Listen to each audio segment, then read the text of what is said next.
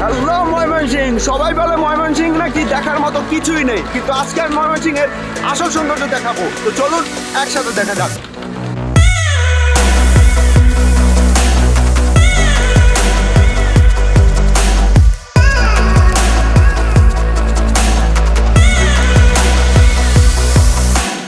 আজকের এই ভিডিওতে আমি ময়মনসিংহের দর্শনীয় স্থানগুলো আপনার সামনে তুলে ধরবো এবং সাথে সাথে প্রপার একটা ভ্রমণ গাইডলাইন দেওয়ার চেষ্টা করব। Hello guys, it's me Luxu and welcome to my blog Mymensingh. Mymensingh বাংলাদেশের চতুর্থ বৃহত্তম শহর। বাংলাদেশের প্রধান শহরগুলোর মধ্যে এটি অন্যতম। এটি ময়মনসিংহ জেলার প্রাণকেন্দ্রে পুরাতন ব্রহ্মপুত্র নদের তীরে অবস্থিত।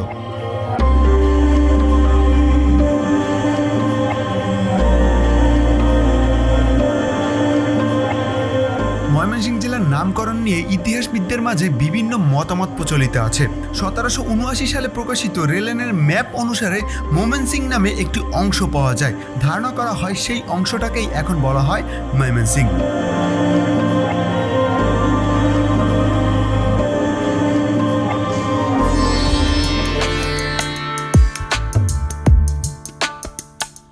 বর্তমানে আমি এখন আছি ময়মনসিংহের অন্যতম সুন্দর একটি রাজবাড়ি, মুক্তাগাছা রাজবাড়ির মধ্যে।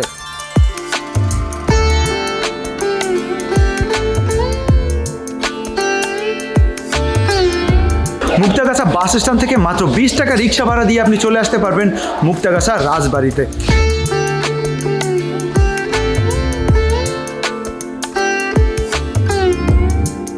1757 সালে পলাশী যুদ্ধ শেষ হওয়ার পরে রাজা আচার্য চৌধুরী এইখানে আসেন এবং এইখানে অনেক জায়গা দেখেন, কিন্তু সে এই জায়গাটা দেখে তার পছন্দ হয়ে যায় এবং তিনি এই জায়গাতেই তার এই রাজবাড়ি প্রতিষ্ঠিত করেন।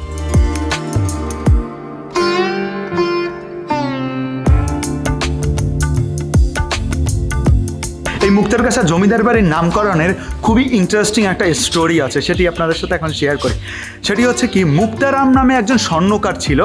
তিনি এখানকার রাজাকে মুক্তার গাছা একটি উপহার দিয়েছিলেন, মানে মুক্তা দিয়ে একটি গাছা তৈরি করে সেই গাছাটি উপহার দিয়েছিলেন এখানকার রাজাকে। যেটি দেখে রাজা প্রচণ্ড লেভেলের খুশি হয় এবং রাজা বলে যে আজকে সে যাই চাবে, মানে স্বর্ণকার যাই চাবে রাজা তাকে তাই দিবে।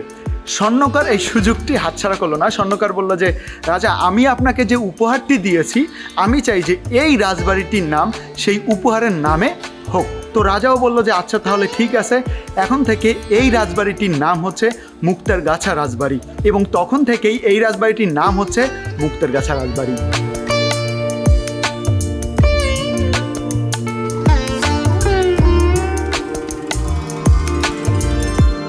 আমি এখন যে মঞ্চের উপর দাঁড়ানো, এই মঞ্চের উপর বসে তখনকার নৃত্যশিল্পীরা নৃত্য পরিবেশন করতেন এবং আমার পিছনে যে জায়গাটা রয়েছে সেই জায়গায় বসে তখনকার রাজারা এবং আমন্ত্রিত যারা অতিথি ছিল তারা সেই নৃত্য উপভোগ করত। কিন্তু এখানে একটা ইন্টারেস্টিং ব্যাপার আছে যে এই মঞ্চটি কিন্তু ঘূর্ণায়মান। তখনকার নৃত্যশিল্পীরা যখন নৃত্য পরিবেশন করতো তখন কিন্তু এই মঞ্চটি ঘুরতো। তার মানে যত নৃত্যশিল্পীরা নৃত্য পরিবেশন করতো না কেন, সব নৃত্যশিল্পীদের নৃত্যই রাজারা এবং আমন্ত্রিত অতিথিরা কিন্তু খুব সুন্দরভাবেই দেখতে পারতো।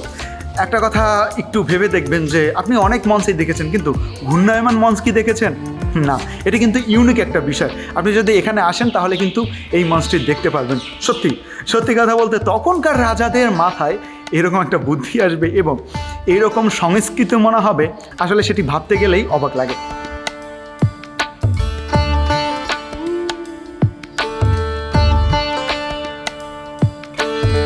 আমার পিছনে যে লোহার বাড়িটি দেখতে পাচ্ছেন, এটিতে ছিল এখানকার সর্বশেষ রাজা আচার্য চৌধুরী। এই বাড়িটি নিয়ে একটা ইন্টারেস্টিং স্টোরি আছে বা ইন্টারেস্টিং একটা ব্যাপার আছে। সেটি হচ্ছে কি জানেন, এই বাড়িটি লোহার হওয়া সত্ত্বেও এই বাড়িটিতে নাকি সবসময় শীততাপ নিয়ন্ত্রিত থাকতো এবং এই বাড়িটি নির্মাণ করতে তখনকার রাজা জাপান থেকে কারিগর এনেছিল এবং এই বাড়িটির এই বিশেষত্বের কারণেই কিন্তু এই বাড়িটি এতটা জনপ্রিয় ছিল। তখনকার দিনে যেন দ্বিতীয় এই রকমের বাড়ি না করতে পারে সেই জন্য তখনকার কারিগরদের হাত পর্যন্ত কেটে দেওয়া হয়েছিল।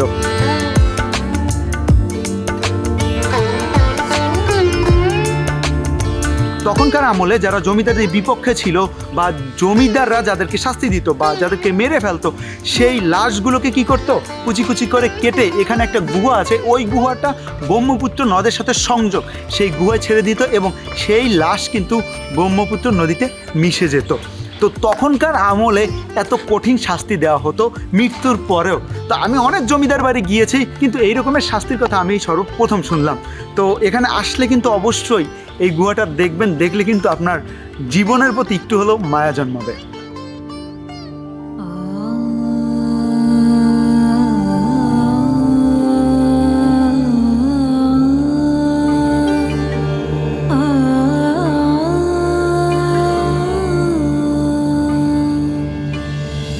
আমার পিছনে যে সুন্দর নকশা করা ভবনটি দেখতে পাচ্ছেন, এটি ছিল একটি মন্দির এবং এই মন্দিরের নাম ছিল রাজরাজেশ্বরী মন্দির।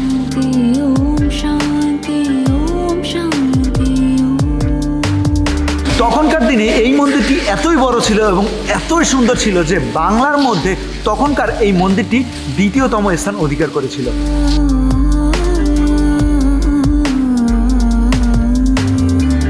এই মন্দির ছিল রাজা এবং রানীর ব্যক্তিগত মন্দির। রাজা এবং রানী আর তার আত্মীয় স্বজন এবং এই মন্দিরের পুরোহিত ব্যতীত এই মন্দিরে কেউই প্রবেশ করতে পারত না।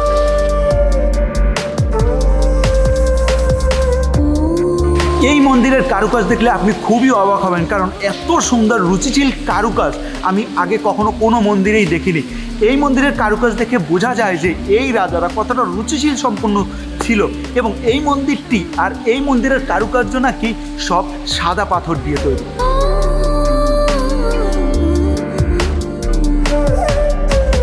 তখনকার দিনে এখানে প্রতিমা ছিল, কিন্তু বর্তমানে এখানে কোনো প্রতিমা নেই। কিন্তু এখানে আসলে আপনি এর কারুকার্য দেখে এবং এর গঠন দেখে সত্যি খুবই অবাক হবে।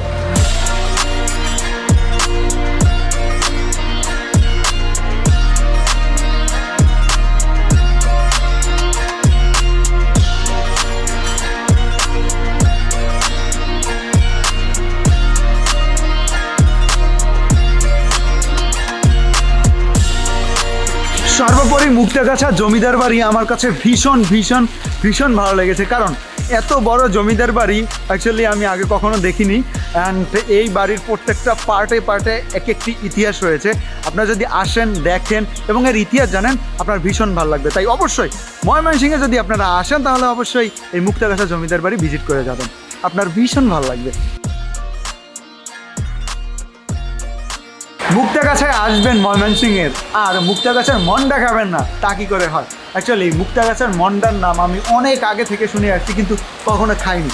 আজ আপনাদের সাথে নিয়ে খাবো, আমি খাবো, আপনারা দেখবেন। কিন্তু আপনারা যদি ময়মনসিংহের এই মুক্তাগাছায় আসেন তাহলে অবশ্যই অবশ্যই ময়মনসিংহের মুক্তাগাছার মন্ডাটা টেস্ট করবেন, আপনার ভীষণ ভালো লাগবে। তো চলুন টেস্ট করা যায়। অ্যাকচুয়ালি এটা হচ্ছে চিনি, হ্যাঁ, চিনির মন্ডা। গুড়ের মন্ডা আছে যেটা এর থেকে আরও বেশি সাথে, কিন্তু এখন এটা পাইনি। শীতের সময় সেটা শীতের সময় যখন গুড়টা পাওয়া যায়, খাঁটি গুড়টা যখন পাওয়া যায় তখন ওইটা পাওয়া যায়।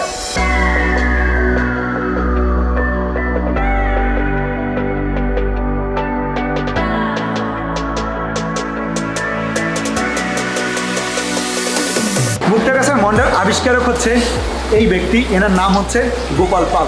তিনি তখন এই মন্ডা আবিষ্কার করে মুক্তাগাছার যে রাজবাড়ি আছে সেই রাজবাড়ির রাজার কাছে দিত এবং রাজা তার এই মন্ডা দিয়ে অতিথি আপ্যায়ন করতো। তার এই মন্ডা রাজার কাছে এতটাই ভালো লাগতো, বর্তমানে তার পঞ্চম পুরুষ এই মন্ডা কন্টিনিউ করে যাচ্ছে বা তারা এই মন্ডা হচ্ছে আমাদেরকে দিয়ে যাচ্ছে। অ্যাকচুয়ালি যারা এই মন্ডা না খেয়েছেন তারা বুঝবেন না যে এই মন্ডার মজাটা আসলে কতটুকু। এখানে আসলাম, তারা তাদের এই ইতিহাসের একটা বই দিল। অ্যাকচুয়ালি এটা পড়ে আমি আরও বিস্তারিত জানতে পারবো। অ্যান্ড আপনারা যদি এখানে আসেন অবশ্যই অবশ্যই এই মুক্তাগাছার মন্ডা ট্রাই করবেন এবং যদি আপনার ইতিহাস নিয়ে একটু জানার আগ্রহ থাকে তাহলে এই বইটি নেবেন।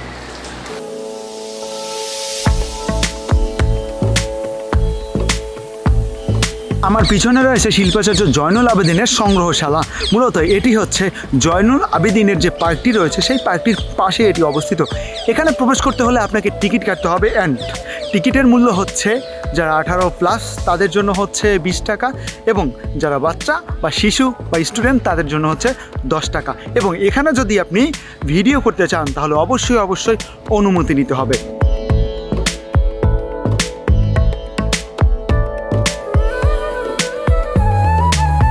এখানের পরিবেশটা অনেক সুন্দর, বিশেষ করে এখানে অনেক সুন্দর সুন্দর গাছ রয়েছে এবং ফুল গাছ দিয়ে এখানের পরিবেশটাকে আরও বেশি সুন্দর করা হয়েছে এবং ফুল গাছ দিয়ে এখানে জয়নুল আবেদিন স্যারের নাম লেখা হয়েছে। অ্যাকচুয়ালি এটা দেখলে আসলে একটু ভালো লাগে, কারণ ভালো মানুষের মূল্য আছে, ভালো কাজের মূল্য আছে। তাই আপনি যদি ভালো কাজ করেন তাহলে অবশ্যই অবশ্যই তার মূল্য পাবেন। তো চলুন এটা আরও একটু ভালো করে ঘুরে ফিরে দেখে আসি।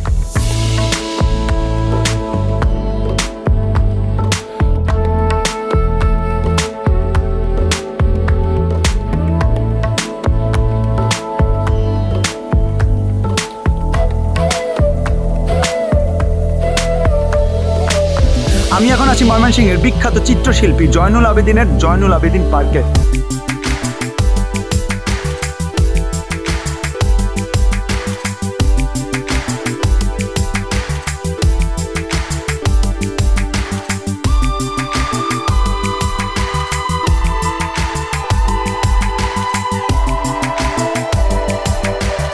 সব থেকে ইন্টারেস্টিং বিষয় হচ্ছে কি জানেন, এই পার্কটি ব্রহ্মপুত্র নদীর তীরেই অবস্থিত। আপনি যদি এখানে আসেন আপনার মন ভালো হবে, এটা আমি গ্যারান্টি দিয়ে বলে দিতে পারি, কারণ অনেকেই এখানে আছে, স্কুল কলেজ তারপর ইউনিভার্সিটি স্টুডেন্ট অনেকেই আসে এখানে সময় কাটাতে।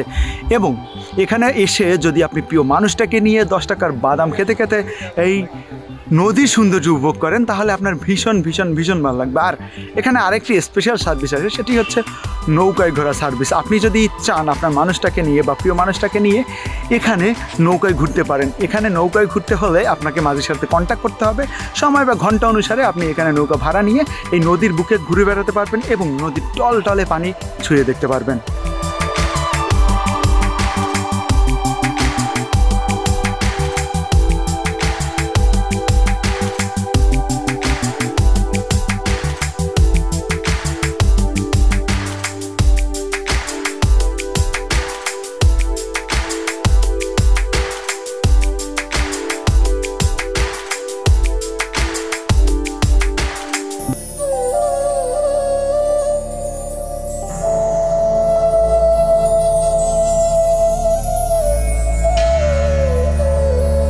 বর্তমানে আমি এখন আছি ময়মনসিংহের রাজবাড়ি হিসাবে খ্যাত শশী লজের সামনে।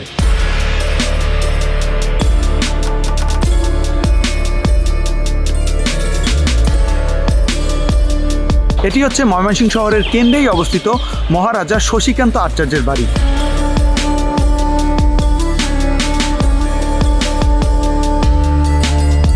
1952 সাল থেকে শশী লজ ব্যবহৃত হচ্ছে মহিলা শিক্ষক প্রশিক্ষণ কেন্দ্র হিসাবে এবং 2015 সাল থেকে এটি বাংলাদেশ প্রত্নতাত্ত্বিক অধিদপ্তরের আন্ডারে চলে আসে এবং তারা এইখানে একটি জাদুঘর স্থাপনা করেন।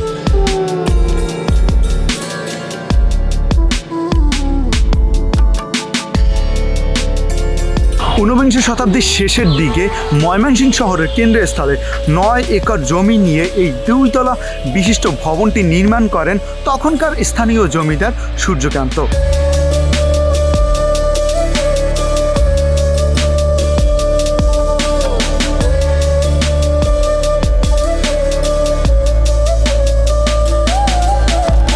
কিন্তু দুঃখের বিষয় হচ্ছে কি, সূর্যকান্ত যে জমিদার বাড়িটি প্রতিষ্ঠিত করেন বা যে ভবনটি নির্মাণ করেন সেটি ভূমিকম্পের কারণে প্রচণ্ড রকমের ক্ষতি হয় এবং সূর্যকান্ত তাতে খুবই ব্যথিত হয়। কিন্তু পরবর্তীতে তার ছেলে শশীকান্ত তার এই কষ্ট লাঘবের জন্য এই সুন্দর প্রাসাদটি নির্মাণ করেন বা সুন্দর ভবনটি নির্মাণ করেন।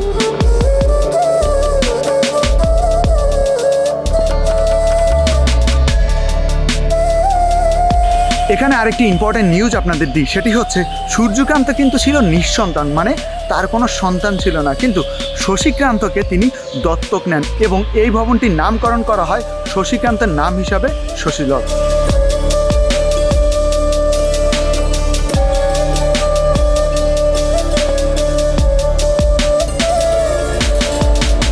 শশী লজের পিছনে আসলে আপনি খুবই অবাক হবেন, কারণ এই জায়গাটি ঢাকা ইউনিভার্সিটির কার্জন হলের মতো দেখতে কিছুটা। আমি ফার্স্টে যখন আসি তখন বাবা দেখে আমি অবাক হয়ে যাই যে আসলেই তো এটি তো কার্জন হল, কিন্তু না, এটি হচ্ছে শশী লজ। আপনারা যারা ময়মনসিংহে আছেন তারা অবশ্যই এখানটায় আসবেন, দেখবেন, ভালো লাগবে।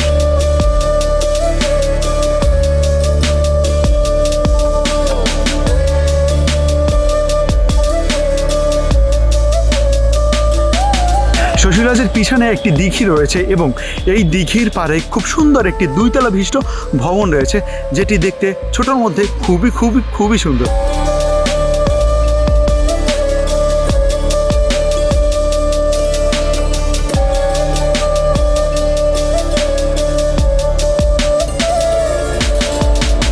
সর্বোপরি জায়গাটা আমার কাছে খুবই ভালো লেগেছে। আপনি যদি আসেন আপনার কাছেও খুবই ভালো লাগবে, কারণ খুবই নিরিবিলি একটি জায়গা এবং প্রিয় মানুষটাকে নিয়ে একটু সময় কাটানোর মতো একটি জায়গা হচ্ছে এই শশী লজ।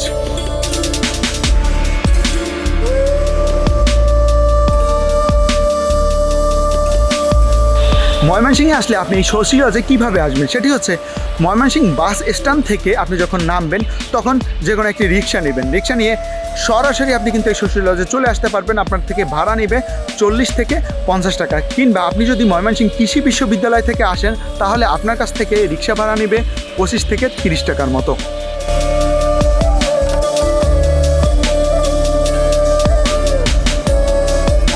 শশী লজের মূল ফটকে রয়েছে 16টি গম্বুজ। সাধারণ বাসভবন ছাড়াও বাড়িটিতে আছে নাচঘর এবং স্নানঘর।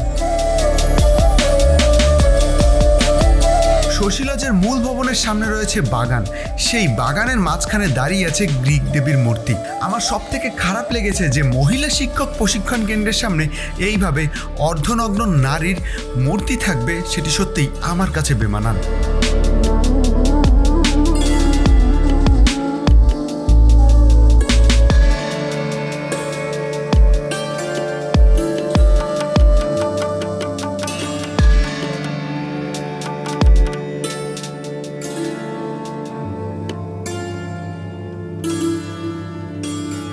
দেশের কৃষি শিক্ষা ও গবেষণার সর্বোচ্চ বিদ্যাপীঠ বাংলাদেশ কৃষি বিশ্ববিদ্যালয়। 2013 এবং 2014 অর্থ বছরের জন্য বাংলাদেশের সর্বোচ্চ বাজেটের পাবলিক বিশ্ববিদ্যালয় ছিল এটি।